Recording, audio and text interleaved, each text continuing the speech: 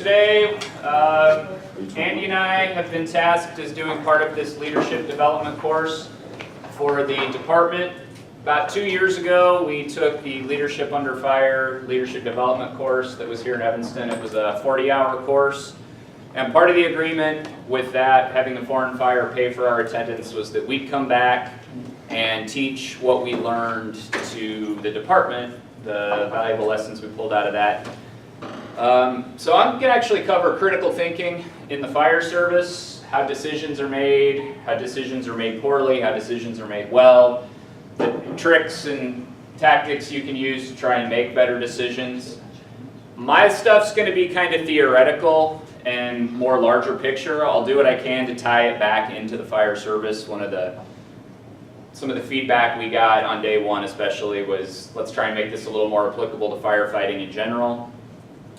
That being said, this is stuff that's pretty good, useful things to know in your life in general. You can take these tools and take them out everywhere else. Critical thinking is one of those buzzwords that people say a lot of times. Well, we have to engage in critical thinking. We have to engage in critical thinking. They just say, think critically, think critically, think critically. Nobody actually tells you what it is or how to do it. There's this like magical idea that if we say these words enough times, people are going to understand what they're doing and they're magically going to get better at the processes they use. So here's what we're going to go over today: why to study it, what the beginner's mind is, thinking and decision making, closed and open minds, a mental toolbox, and how to move forward and develop your own skills in critical thinking. So Wikipedia, being the source of all the wisdom on the internet, defines critical thinking as disciplined thinking that is clear, rational, open-minded, and informed by evidence. I think the last two are the most important. Being open-minded, being open to other people's ideas, even if you don't necessarily agree with them, and making decisions based on evidence. A lot of the stuff, a lot of the ways people get themselves in trouble in their decisions and their worldviews is they're making decisions based on evidence that either does not exist or is wrong. So why study critical thinking? Our goal is to create decisions that are based on evidence, not preconceived notions. The human brain is really, really bad at making decisions. That's a genetic thing. That's evolutionary. It takes shortcuts. It reacts quickly. It makes decisions based on emotions. It takes a lot of energy to step back and say, how do I make sure that I'm making the best decision possible? We need to separate the signal from the noise. We want to know what's true and what's not. A lot of times we have an idea that isn't accurate. We need to know when we're lying to ourselves. And we should always be willing to draw good ideas from whatever the source. The business community has been drawing ideas from the military for years. The military has finally caught on that some people in the business community are actually pretty good decision makers. We've been drawing from the military. We should probably also draw some of our ideas from the business community. That's not to say all of them. But if you read a 300-page book on leadership strategy in business, if you find 10 pages of good information in that, that's 10 more pages you have to inform your decisions and your abilities in the firehouse. Don't dismiss something just because you think it's coming from a source that isn't relevant. And now the obvious question, really why study critical thinking? We're firefighters. This is a pretty straightforward job. If the house is on fire, you go put it out. If somebody calls 911 and they're sick, you go deal with it. Well, that's true, but the fire environment is changing. How can we know what matters in a sea of information and changes? When something like the NIST study comes out that says transitional attack, people have all these preconceived notions that come in and say, oh, that's going to be defensive and we're only going to do it like this. We love this is the data, we're going to change all of our tactics to go over here. Well, that's probably not the proper response. But the proper response is also probably not, this is never going to work and we shouldn't adopt it.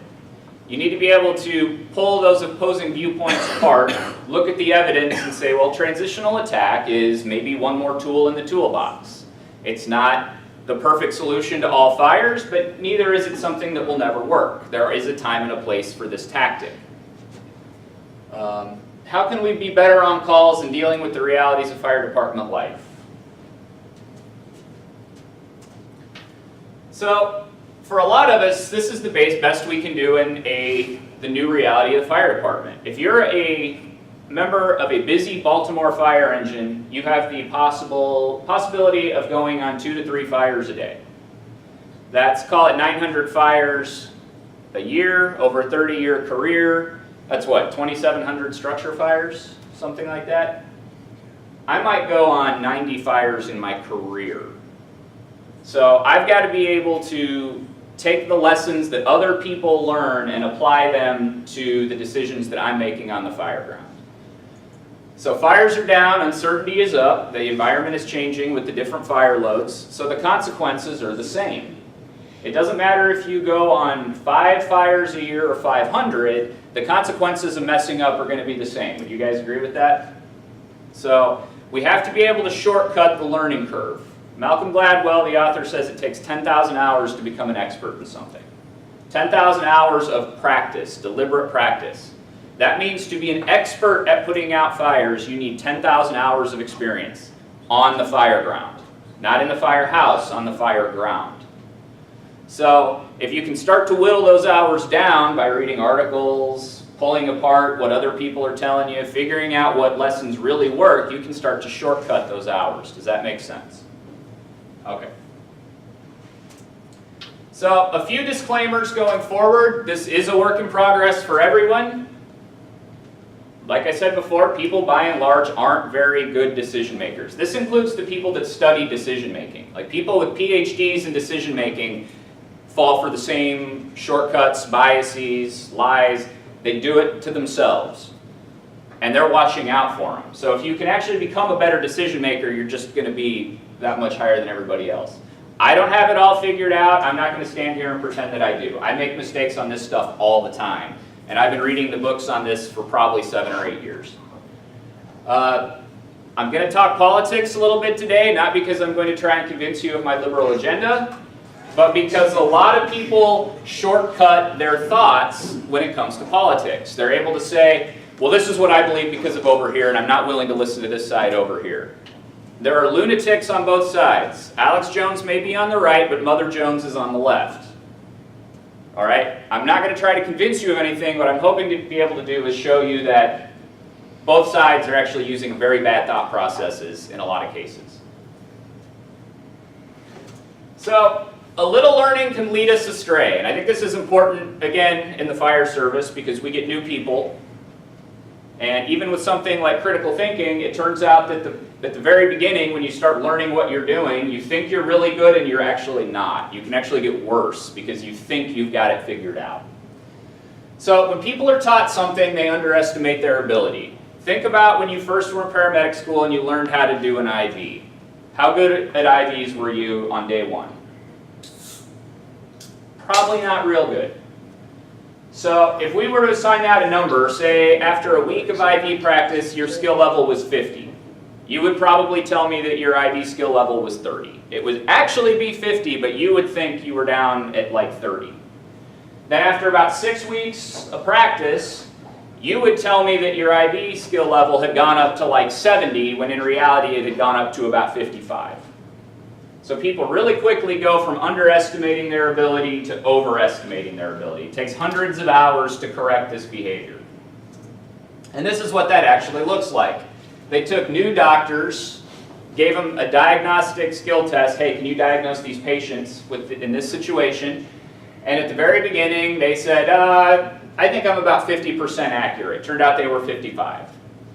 Well, once they'd hit about 10 patients all of a sudden, or 20 patients, they said, hey, I'm actually 70% accurate, and they'd gone all the way up to 58. So you have to be cognizant of this, especially when you're new in the captain role, new in the firefighter role, new on structure fires, new in the department. You got to watch out for this breakdown of information. It's really easy to think you're an expert when you might not necessarily be. And this holds in everything. If I'm going to learn how to surf, I'm going to say I really stink, and I'm going to catch 5 waves, and I'm going to be dreaming in my head of how I'm going to be, you know, Laird Hamilton out in Hawaii riding big waves. That's the way the human brain works.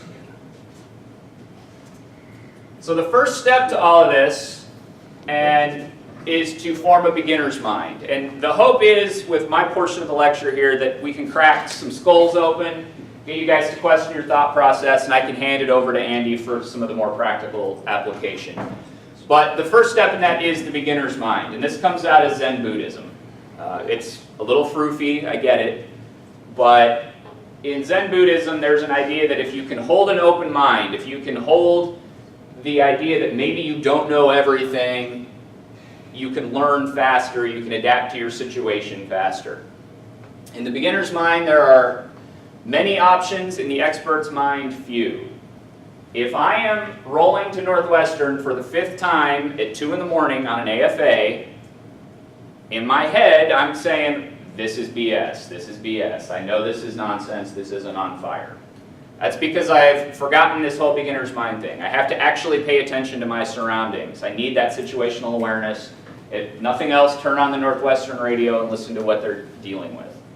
That is normal human nature. My experience has shown me that at 2 in the morning when the fire alarm goes off at Northwestern, that it's probably burned popcorn or some frat guy decided it was going to be funny to hit the pole station. You want to hold your judgment as long as you can until you figure out what's actually going on in the situation. Does that make sense? Yes. Okay.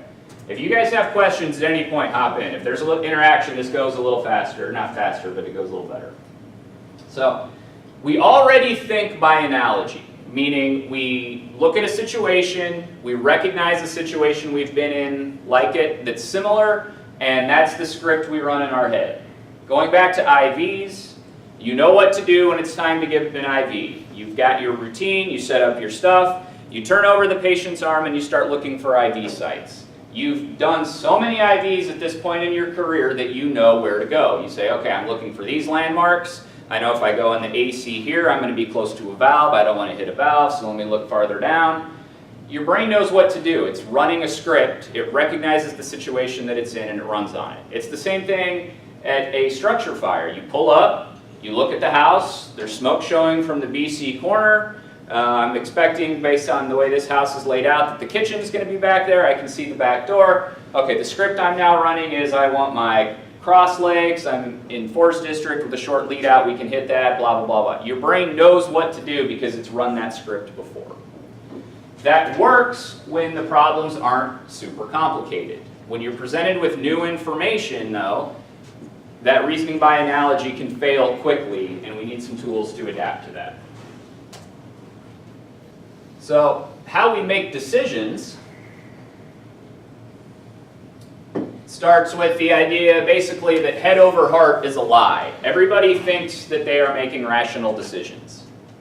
Everybody thinks that the reason I don't like this is because of X, Y, Z. What actually happens is most decisions are made at the gut level. You will physically have a reaction that beats your brain to the punch. A feeling of disgust if you don't like something. Your stomach will clench. Then you'll get angry. Then you'll backfeed a story. Your brain will automatically backfeed itself to say, this is why I don't like this thing. So, Matt, if I were to tell you that I have figured out how we're going to do this with 4 engines. We're cutting an engine in the city of Evanston. What is your physical reaction to hearing that? Motherfucker. I'd say that's your emotional reaction. What's your physical reaction? Verbalizing. Yeah. But your shoulders come up. You'll get into a fighting stance. Fight or flight is actually engaged. And that beats the thought through the body of, I don't like this. You guys have heard that saying, like, what is it? You don't run because you're afraid of the bear. You're afraid of the bear because you run. Your body recognizes the threat and reacts to it, and then your brain kicks back around and says, I should be afraid of this thing. Or I should be angry at this thing. Many of these decisions are made to confirm what you already know. If you've got your mind set up on something, you're going to seek out information that tells you how smart you are. Right? These are the echo chambers that everybody's living on the internet these days. I'm a liberal guy. If all I ever do is read the New York Times, I'm going to agree with everything they say because guess what? It tells me how right I am in the world and it shortcuts all my other decision making. It removes the feeling for me of being wrong. Dan, I know you consume media that you don't necessarily agree with. Do you have to force yourself to do it? Yeah, Yeah. sometimes I'll motherfuck it as I'm listening to it or something. Right. No, absolutely. You know, you start to read an article that tells you all of a sudden, you know, Obama did this, this, and this. And you're like, oh, no, he didn't. He's a good president. Oh, that's just me. I've had my gut reaction. Okay, let me get through this and see if I agree with it or not. All right. It takes time and energy to override these gut responses to the world you're in. It takes time. It takes energy. And if you're not aware of that, it's really easy to just hit cruise control and enjoy the world as you think it is, but not how it really goes. You can get a mind that's closed for business. People that don't want to entertain outside ideas. And nobody is 100% closed, nobody is 100% open. And it can actually move back and forth across domains. Like you might be open-minded when it comes to, Gary's probably real open-minded for EMS, right? He likes it, he wants to be up on the advances in technology. He wants to be up on the SOGs, make the system better. So he's going to be willing to engage in debate, dig into it, and entertain ideas that he may or may not agree with. Gary, what's something you don't like to talk about at all? Not a big hazmat guy. So hazmat, he might be kind of closed for business with that. It's like, I don't really want to hear it. I don't care about it. I'm not interested in what you have to say. I've made my mind up. I'm going to go to Northwestern. I'm going to pull out my little flip book if that's what we get, and that's all I'm going to do. And call you. And call me. So closed-minded people in general don't like their ideas challenged. If you point out to them that maybe their thinking is sideways on something, they're going to react with hostility. They make statements instead of asking questions.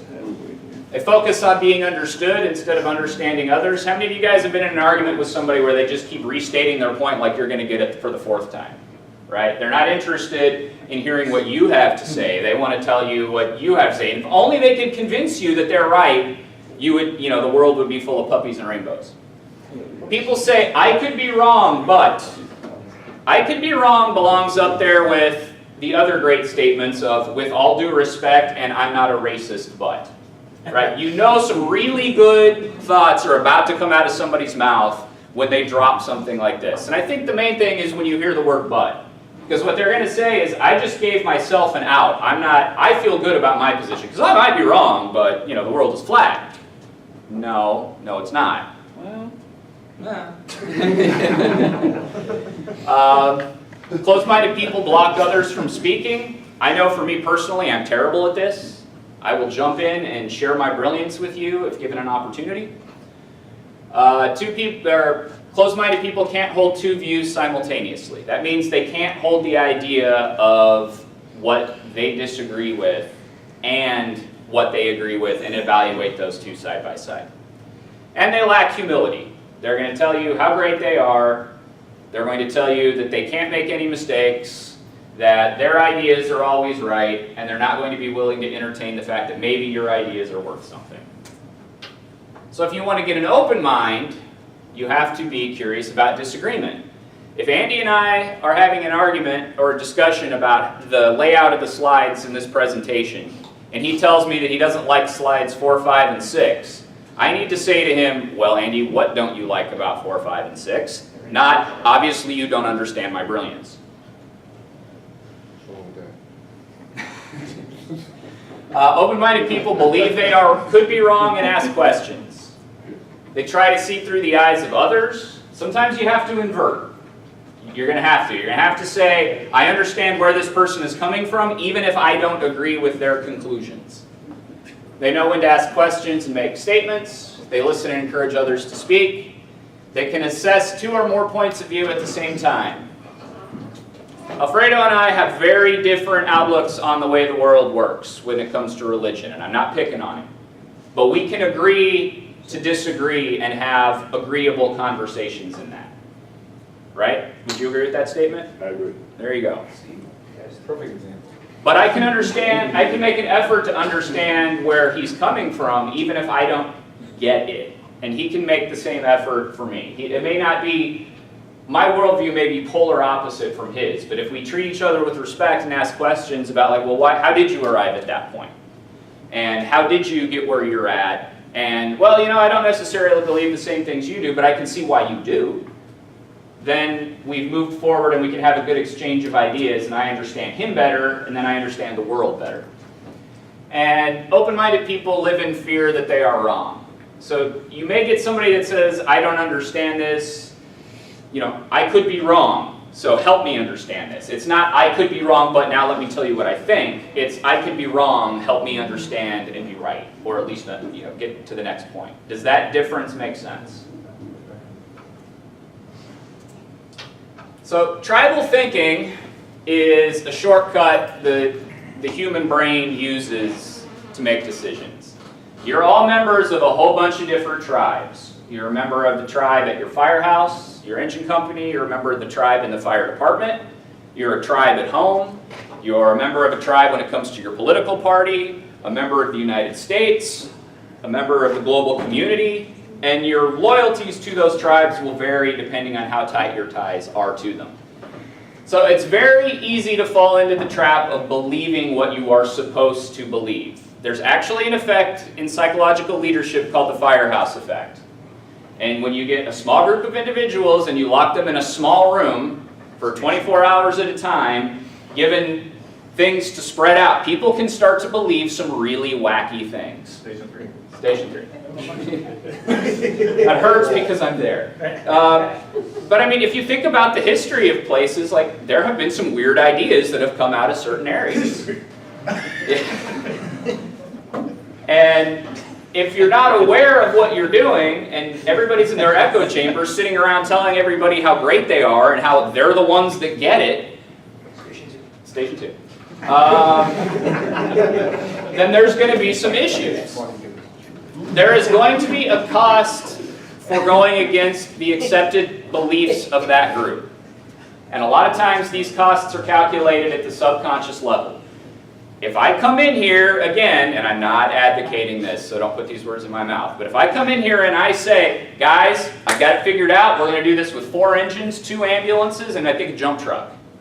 I've got it down on paper. First of all, you're all going to hate me. You'd be like, whoa, no, this guy just went against the party line. That's normal. That's tribal thinking. Second of all, I have to, if I actually believe that, I have to be willing to pay the cost of all of you getting angry at me. Or I've got the closed mind that says, if I can just make them all understand my brilliance, they'll understand where I'm coming from. But belonging to a tribe shortcuts the amount of decisions you have to make. If I'm a conservative, it's easy for me to say, I don't believe in climate change. I don't even have to go to it.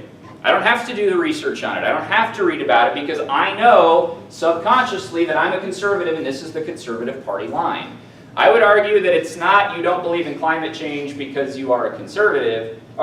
So people think, like, I'm a conservative. I don't believe in climate change and I'm conservative. That's the way people think. What it actually is I'm conservative so I don't believe in climate change. They're defining themselves in this role. They've created a story for themselves, and part of maintaining the cohesiveness of that story is to toe the tribal line. If I'm on the lunatic fringe of the left, my party line might be that I believe vaccines cause autism. And it doesn't matter how much evidence I put in front of somebody, my tribe says this is what happens. So I need to hew to my tribal lines. These ideas can be wrong and really hard to escape. Because there isn't just the cost of having to rewire your own thinking, there's the cost of having to go against the grain of the group that you identify with. Does that make sense? Okay. So we're going to talk about the mental toolbox, the different ways you can affect your thinking, some different lies that we tell ourselves. There's a blog I like to go to called Farnham Street. The guy's a former Canadian military intelligence officer who consults with a whole bunch of big businesses. Farnham Street is actually the street that Warren Buffett lives on in Omaha. Warren Buffett, being the deep thinker that he is, has managed to make billions and billions and billions of dollars. And the quote from Farnham Street is, learn the best of what other people have already figured out. You don't have to reinvent the wheel on everything. You can read good books, you can consume good information, You know, if you want to know the secrets to a good life, there's a philosophical school that figured most of that stuff out about 2,000 years ago, and what's weird is it's now in the self-help literature now. If you want to learn how to invest money well, there's people that have been developing those models for 100 years that are still holding up. You can go through and do those things. So these are the different things we'll talk about here in a few minutes. So the first thing is a mental model, and a mental model is how you view the world. And there are hundreds of them, but each one of them is a discrete tool that you can use to pull apart a situation. So it's the toolbox in your head. You want more than a hammer. These are how the world works and how to tear it apart. They're hard because you have to learn the mental model, then you have to learn how to apply it to a situation. That's what actually gives you an advantage when you're competing with other people, though. Most people are very lazy thinkers and don't start pulling the situation apart from different sides. And your brain is like a muscle. If you work out with your brain, it'll get stronger. These things will get faster.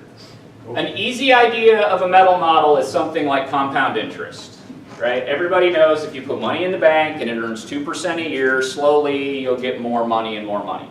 Well, you can pull that apart and put it into other things. If every month I decide I'm going to be a 1% better firefighter, and this is my plan to get 1% better every month, by the end of a year I'm 12% better. By the end of 10 years, with the compounding effects of everything, I'm like 130% better. You don't have to view these tools in just one wheelhouse. If you can pull them apart and apply them somewhere else, it works. Does that make sense? So this is a list of some of them.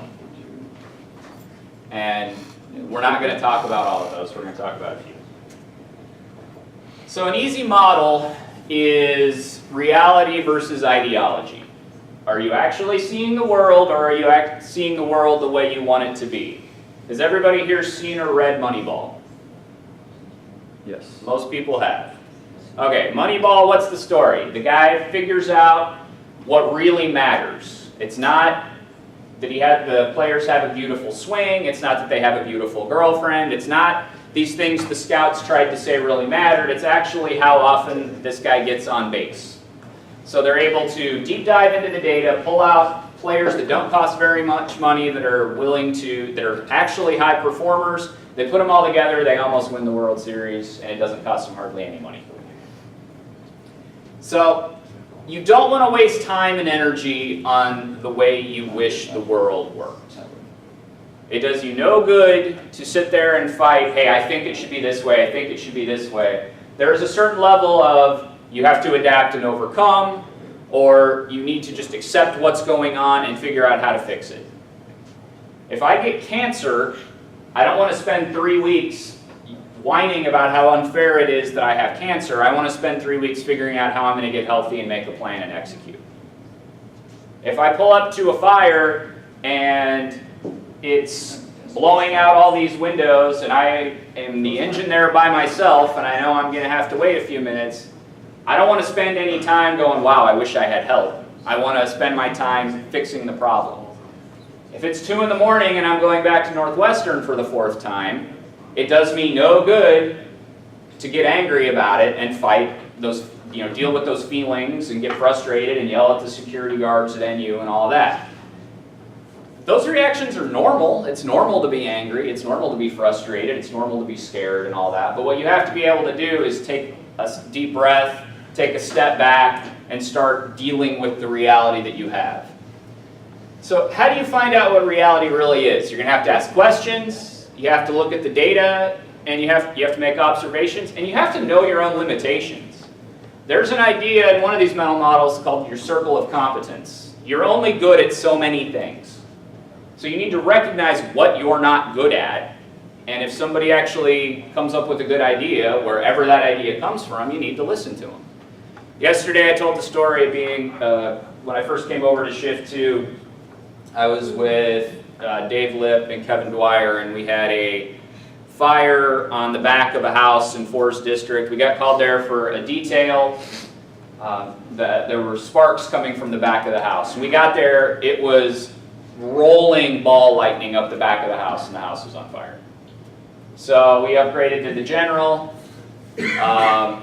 I provided almost no details to the incoming companies because I've been a company officer for like 9 days. Lip stood there and said, hey, I think we need to reposition the engine, you put it in a bad spot. Okay, he's been a driver forever. Thank you for the help. Let's put it where it's supposed to be. Dwyer and I are in the back. He goes, hey Cap, I don't really know you very well, but we're in a bad spot. The grass is wet, the electricity's here. I've seen this jump on some of the calls that I've done up in McHenry. Okay, how big of an idiot would I be not to listen to him at that point? Right? I can't be so wed to the ideas that I'm right and that my reality is I'm the expert and they all have to do what I said. This guy just told me that we're in danger. Okay, let's get out of here. Let's step back and reevaluate what we're doing. A slightly more complicated model might be the Pareto principle. It's the 80-20 rule. How many of you guys have heard of this? 80% of the problems in the department come from 20% of the people. 80% of the work in the department gets done by 20% of the people. 80% of the money in the world is controlled by 20% of the population. If you look at organizations and big systems, this ratio tends to hold steady. 80% of the work for this presentation gets done in the first 20% of the time it takes to prepare it. You bang down, these are my ideas, these are my ideas. To get over the hump, it takes all the extra effort to get that last 20%.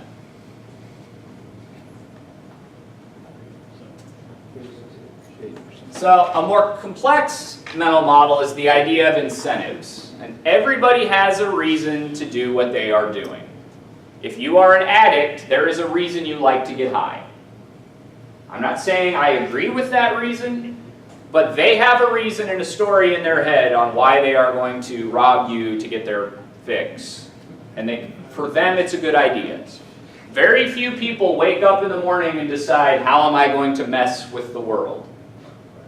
I mean, it happens, but most people are the heroes of their own story, right? The rest of the world doesn't get it. I'm brilliant. If only people could recognize that. So when you see a behavior, or you're looking at changing the rules of a system, you need to ask what behavior will a given action encourage, who will benefit, how and why, look for the conditions. If I tell my crews, under no circumstances will you turn in an EMS report without a patient's signature. No circumstances. I want a patient's signature on every one of them. I don't care if they're unconscious. I don't care if they're filthy. I don't care if they're infected. I don't care if they've been slimed with nerve gas. You will have a patient signature on every report, or I'm writing you up and going to the battalion chief. What did I just tell that crew to do? Forge signatures. Absolutely. A better way to handle that would be to say, I understand that there will be times that we can't get a patient signature. Those are few and far between. I expect you to use every effort to get a patient signature. If you don't get one, I want a 3-sentence explanation why it can't be done. I'm not saying that's my policy, I'm just saying that's the way this stuff should work.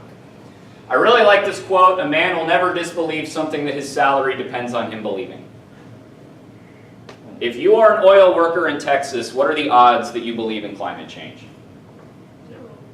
Zero. Because oil directly puts food on your family's table.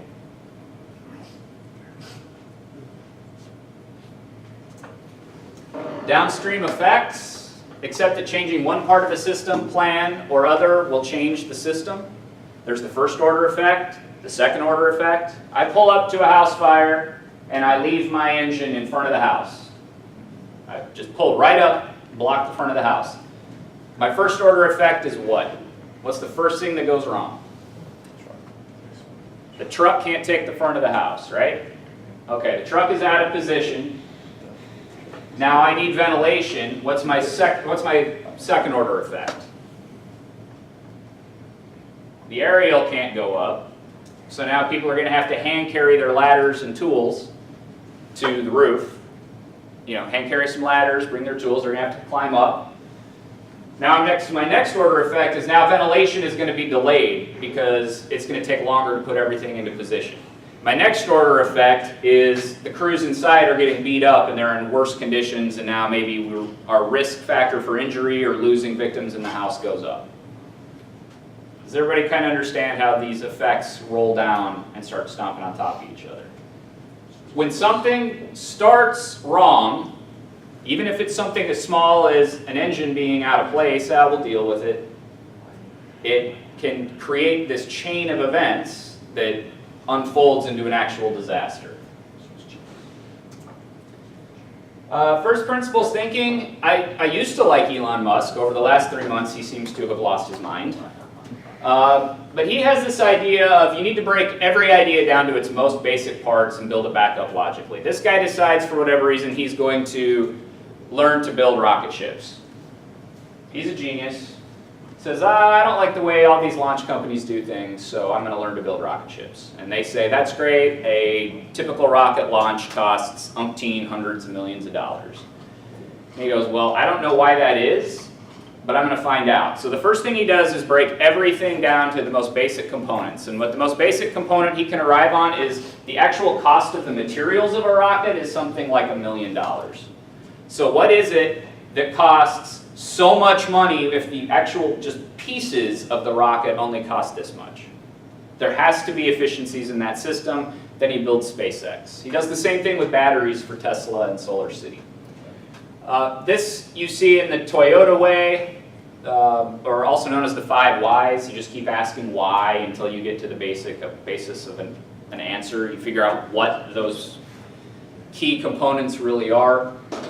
I know you guys have heard that one before. I really like the pre-mortem. You can use this on everything. You can use this on every ambulance call that you go on, every fire that you're trying to control or command. So this is Marcus Aurelius, the ancient Roman emperor. He was one of the first actual deep thinkers of Stoicism. And his philosophy, the Stoic philosophy, basically says if you control yourself, you can never be controlled. I can't control that I'm going out to Northwestern again at 2 in the morning. I can control my reaction to that. I can say, all right, I'm going to accept that I'm angry, I'm going to process it, I'm going to go through. If I get to an ambulance call and the ambulance crew is doing something I don't agree with, and I don't like, and there's stuff flying everywhere, I can spend a whole lot of energy being angry and waving my arms and yelling, or I can start setting things the way they need to be right away. Hey, let's get this under control, let's get this under control. This goes back to that idea of you have to accept reality and deal with it. These guys would engage in visualizing pain. They would visualize the worst possible outcome, and then if it landed on them, they were like, oh, I've actually walked myself all the way through this situation already. These guys were also hardcore enough that they would sit there and visualize like their wives and kids being stabbed to death in front of them, so that if it ever happened, they'd be, oh, well, it sucks to lose my wife and kids, but we've been here before. Getting a new one. Yeah, there you go. But the pre-mortem basically says anticipate why something will fail before it ever goes into effect, and then work backwards. Gary, what's an initiative you're working on around here? New wife. Kids. New wife and kids. All right, so you want to pick the new wife and kids because I just got dog kicked. Let's say you're going to start up a active shooter team. We're going to have a team that responds and leads the charge into a high school shooting. So let's fast forward 2 years into the future, and 2 years into the future, the whole program falls apart. Why did it fail? It could be money, it could be training. All right, so let's take the first one, money. We think the program is going to fail because it may fail because money is going to be an issue. How do we address that? Well, we're going to need to go out and find the grants that have long-term funding, blah, blah, blah, blah, blah. You roll it back to the beginning, now you have a plan for the success. This is the same thing as when you're in the back of the ambulance and you look at the patient, you go, I think we should get the cardiac pads on them because they might be circling the drain. You're looking forward at the consequences that could be unfolding. You take 3 steps back to head it off at the pass. Does that make sense? Okay. Can versus must is a really good mental model. When you want to believe something, you generally ask, can I believe this? If you hate Barack Obama and somebody says he was born in Kenya, your brain is going to say, can I believe this? Given that I don't like him, yes I can. Haha, he's not an American. If you don't like President Trump and somebody says there's a videotape of him doing terrible things to people in Russia, You're going to say, can I believe that? Well, I do think he's a terrible human being. Yes, I can. Based on zero evidence, based on a story. You see this with the vaccines and autism, right? That was a study that came out, I don't know, 25 years ago. It was rescinded 15 years ago.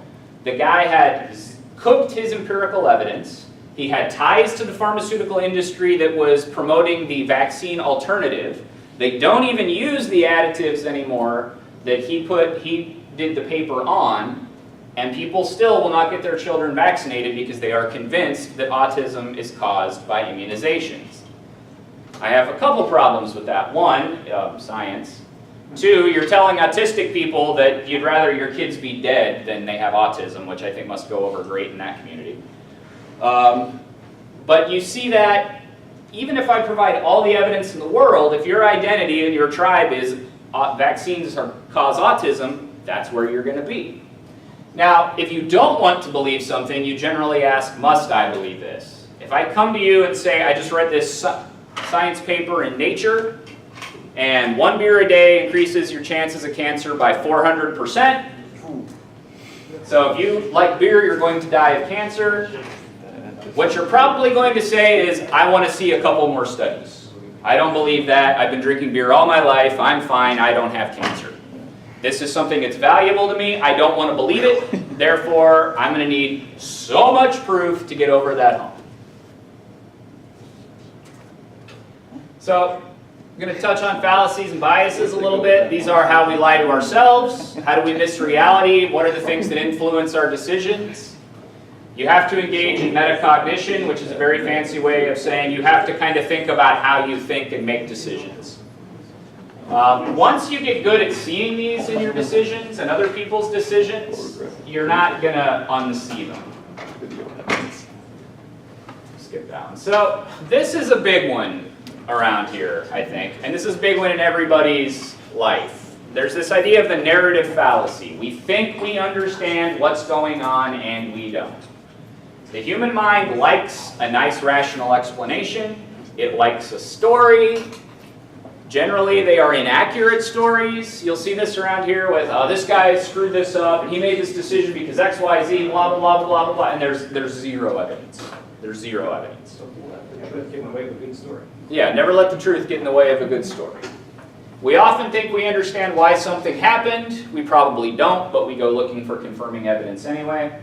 I was sitting on a AFA several years ago, and I was working for Chief Aragon, and there was a public fall a couple storefronts down from where we were, and I asked him, I go, hey, do you want me to clear and take that? Because we're just sitting here, and I can see it. No, we're not done with this call. You're going to stay here, and I'll let you know when to go. Like, oh, man, he's angry at me.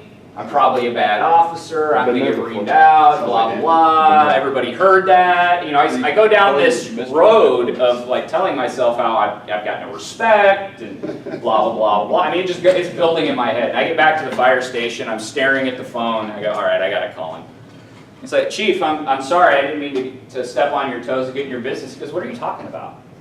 I go, you know, on that call earlier today when I asked if I could clear and take it, he goes, oh, don't even worry about it. I just wanted to make sure you stayed put. I spent like an hour and a half psyching myself up into this like, oh man, I'm this terrible person, telling myself this story based on nothing at all. Based on one radio exchange. 824 Dr. Indian 304 for the 824, 824 Dr. Indian 304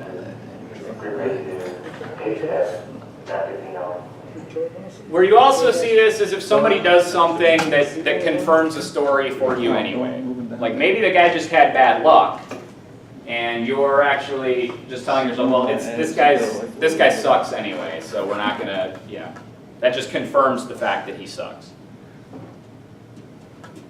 This can happen at the organizational level, this can happen at the personal level, this happens everywhere. Misconceptions of chance. Sometimes you're not good, you're lucky. Sometimes you're not bad, you're unlucky. You can work the perfect cardiac code. Perfect. No mistakes. Everybody does exactly what they're doing. And your patient dies anyway. Are you bad, or did you get a bad call? You got a bad call, right? You were just unlucky in that situation. Sometimes you're not good, you're lucky. You'll see people do something that is a very aggressive call at a fire scene. Like, probably more aggressive than it should be, and they get away with it, and everybody's like, man, that was so good. Well, was it good, or did they get away with the decision?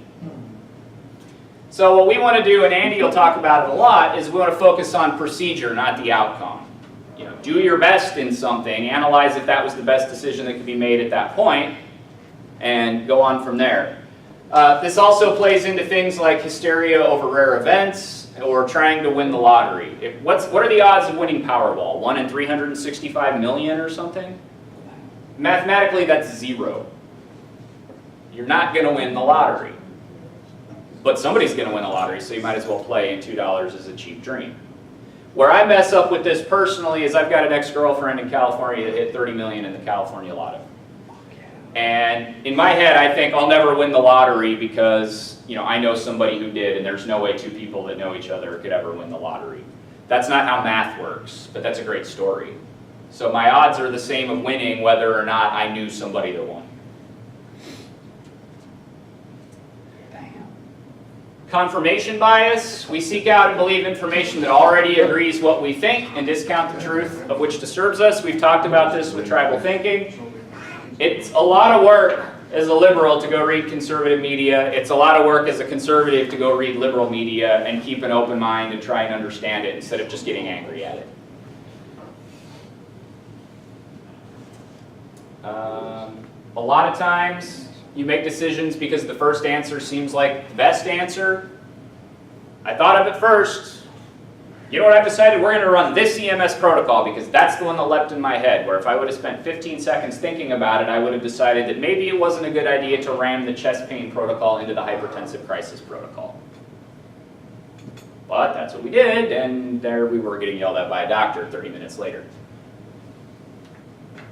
Should have spent 30 more seconds thinking about what we were going to do. Some other ones to go over just real quick. There's the bias from liking and hating. If you are a well-respected member of this department and you have a good idea, people are going to be like, yes, that is a great idea. If you are a less respected member of the department and you have the same idea, people are going to go, and that's human nature. Bias from commitment, consistency. People they have a vision of themselves and how they make decisions and how they view the world, and they are going to make decisions that firm that up. Your identity is something that subconsciously you hold very close. And if you make a decision that goes against that identity, you're going to engage in all kinds of weird behavior to justify it. There's the do something bias. Don't just stand there, do something. On the flip side of that, there's the do nothing bias. It'll probably be okay.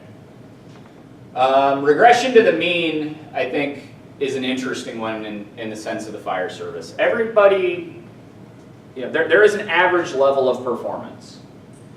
And let's say the average level of performance is 50. So if you have a firefighter who's a 90, and he or she commits an act or performs at a level 30, do I need to worry about that firefighter? Probably not, because that person's average is 90. I can guess on the next call they're going to come back up. They may get a talking to. They may get, hey, we got to watch out for this, and we need to make sure that doesn't happen again. But by and large, you're not going to have to worry about that person.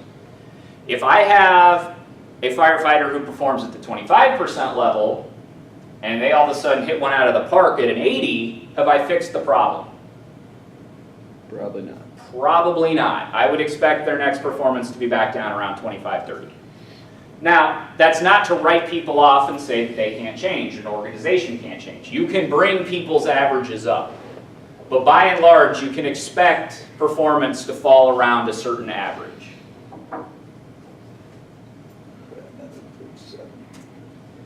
Don't land on one solution if you have time. Given the time constraints of what we do, you may have to ride with the first and best and most available. But if you can, critical thinking demands that strategists consider a range of potential root causes for any given problem and identify a range of solutions. When I C failure is often because root causes were never identified. If the root cause of the rigs being out of position is your officers never bothered to learn the SOGs, you're going to have to fix that problem.